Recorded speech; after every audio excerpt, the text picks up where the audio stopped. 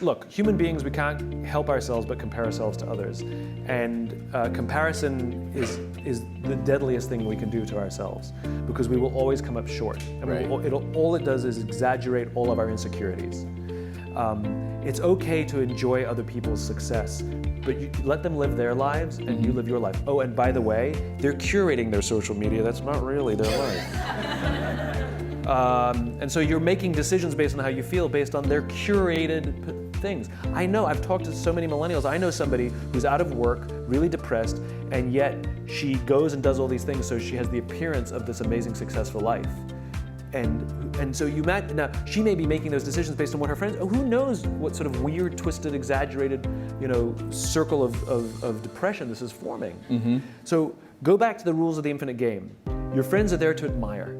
Your friends are there to say, God, I'm so happy for them. What are they doing that I can learn from? I'll give you an example. So we can all fall into this trap. So, in my business, authors and speakers and folks like us, we're all comparing ourselves to each other, and sometimes it can get silly and competitive. And there was, sometimes I go on Amazon and I check the rankings of my books to see that I still have a job. And now and then there was this one author who I hated for no reason. He's very smart. His work's incredibly good. He's incredibly well respected. I respect him, but I hate him. And I would check the rankings of his books. And when I was ahead, I'd be like, yes.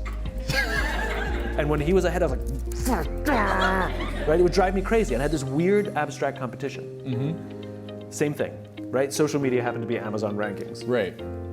And I would check in all the time. I'd always check in, mine, his, nobody else, just mine and his. Anyway, we were, I was at an event and we were interviewed together on the same stage. And the interviewer decided to let us introduce each other. So I went first. I had to introduce him. And this is what I said. I looked at him and I said, you make me very insecure. I said, because all of your strengths are all of my weaknesses. And every time I see you do well, it just reminds me what I'm bad at. That's how I opened up. He turned to me and he said, funny, I feel the same way about you.